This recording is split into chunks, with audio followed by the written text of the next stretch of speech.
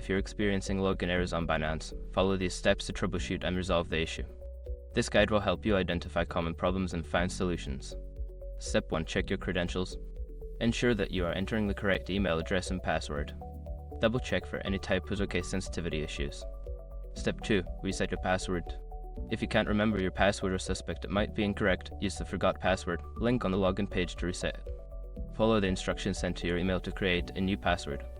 Step 3. Verify account status.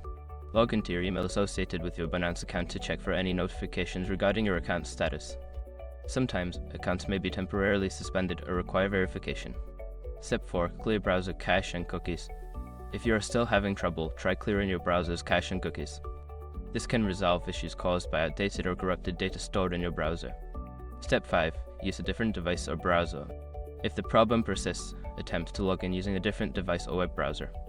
This can help determine if the issue is related to your current setup. If you follow these steps and still cannot log in, consider reaching out to Binance support for further assistance.